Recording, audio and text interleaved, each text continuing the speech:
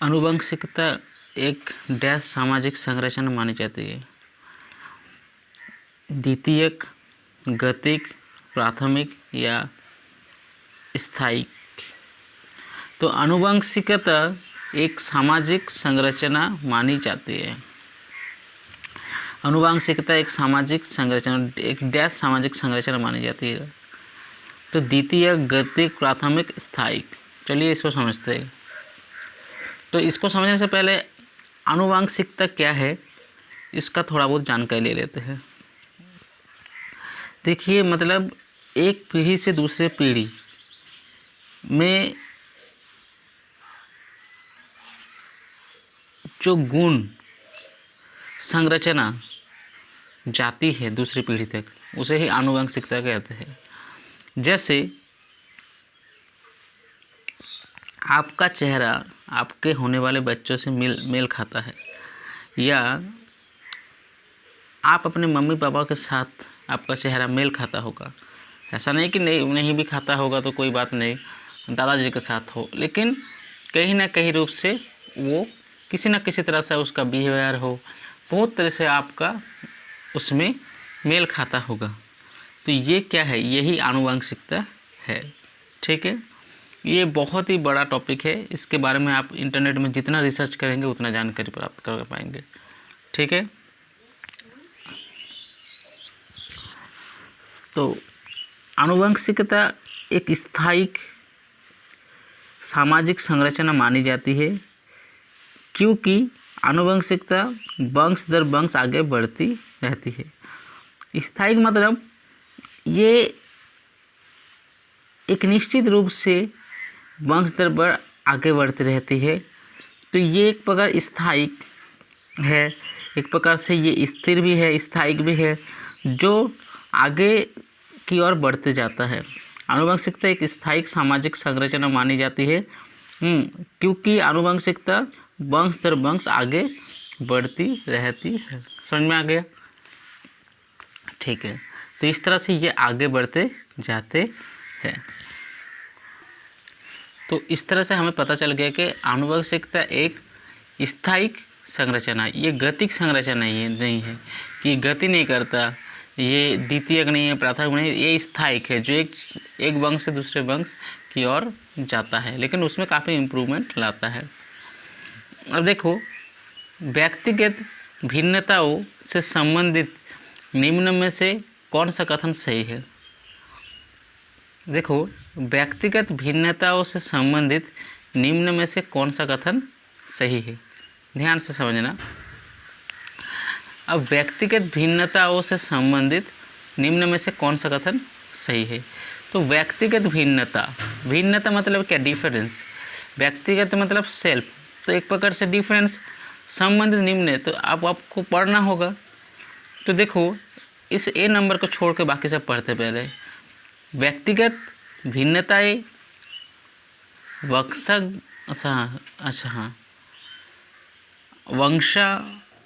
वंशक्रम के कारण होती है, मतलब उसके जो वंश है उसके वंशक्रम के कारण भिन्नताएं आती हैं।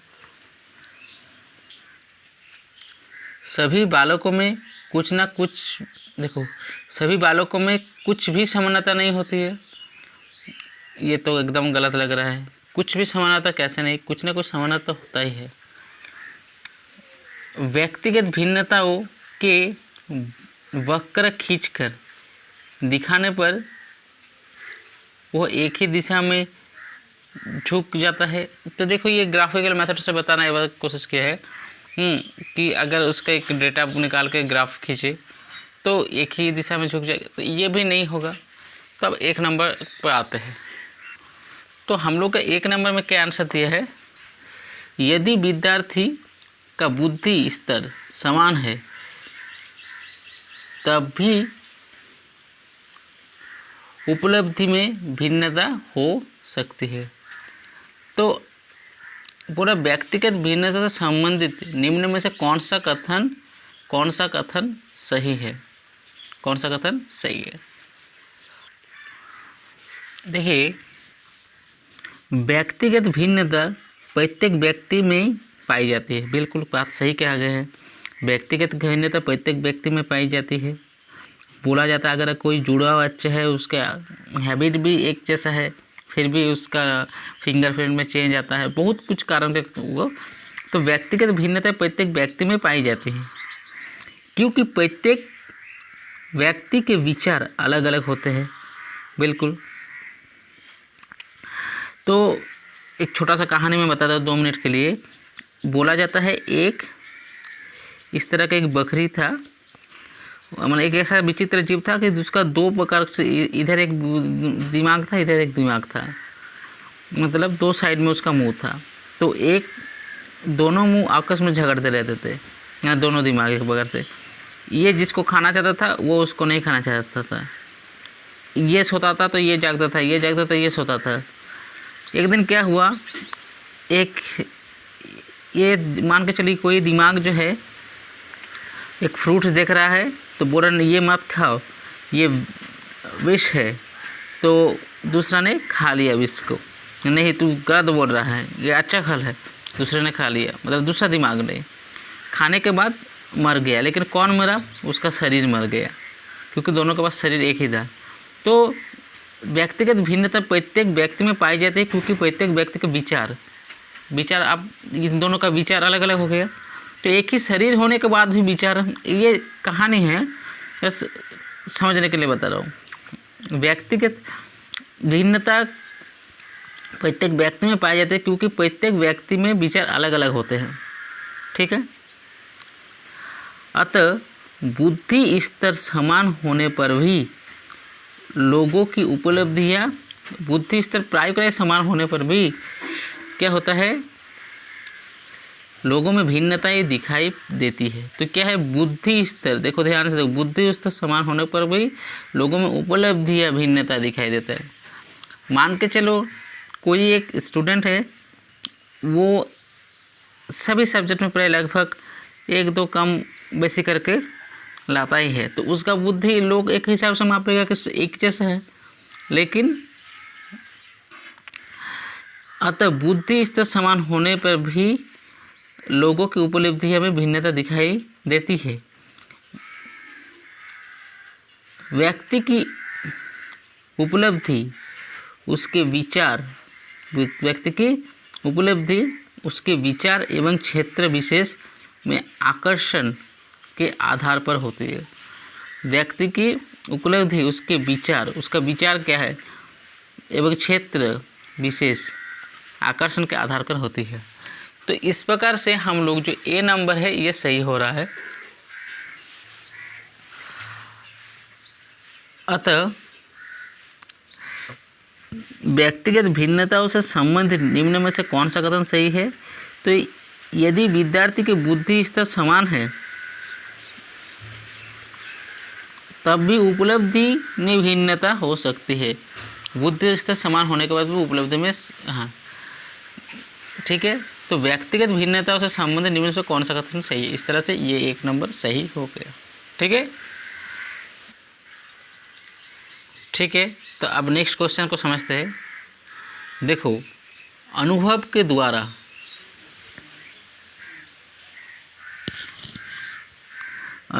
द्वारा व्यवहार में परिवर्तन कहलाता है। देखो, अनुभव के द्वारा व्यवहार में परिवर्तन कहलाता है। देखिए, ये बहुत ही आसान है। कैसे? सीखना कहलाता है, प्रेरणा, चिंतन, स्मृति नहीं कहलाता। देखिए, प्रेरणा किसे कहते हैं? जी, कोई भी चीज़ को हम लोग किसी से लेते हैं, मान के चलो हो सकता है सुभाष चंद्र बोस से हम लोग कुछ प्रेरणा ले, देशभक्ति की। ठीक है। चिंतन, कोई भी चीज़ के विशेष में चिंता करके, उसके बारे में चिंतन मनन करके। स्मृति, याद एक प्रकार से। तो अनुभव द्वारा व्यवहार में परिवर्तन, एक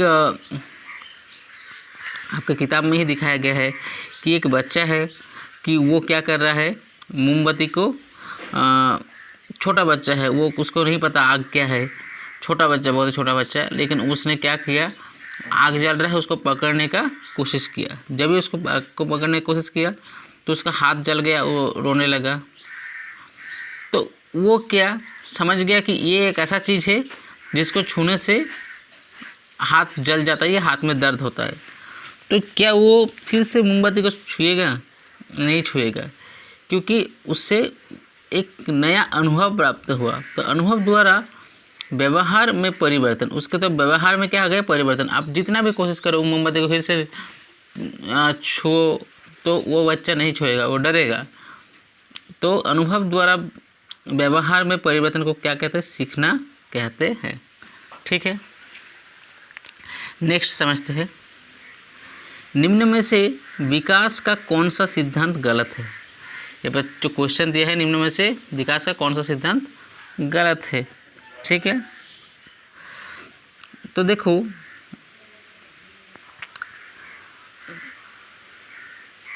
यह एक सतत प्रक्रिया है, गलत बताया गया। देखो बात समझना, ये चीज़ काफ़ी मेरे से भी गलती हो जाता है।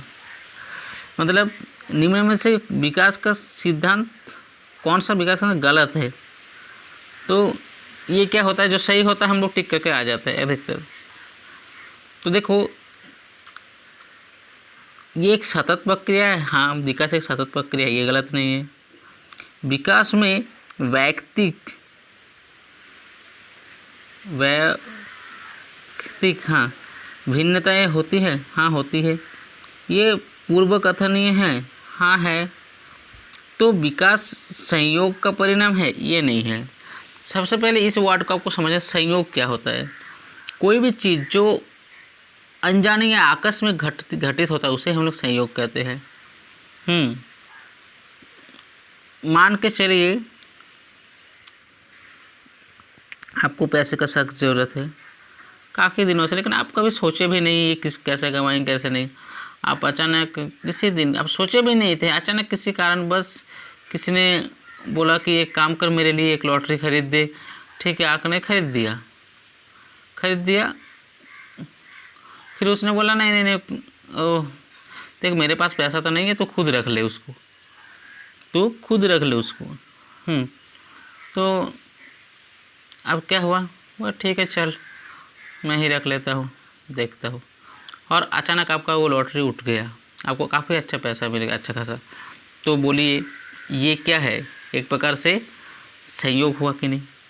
तो इस तरह से क्या है, विकास एक संयोग का परिणाम है, ये गलत है। विकास इस तरह से नहीं होता है। विकास पीढ़ी दर पीढ़ी हुआ है और जो क्रम वाइज होते रहता है। ठीक है, क्वेश्चन नंबर 15 को समझते हैं। ठीक है, देखो बच्चों का मूल्यांकन होना चाहिए क्या? लिखित एवं मौखिक परीक्षा द्वारा।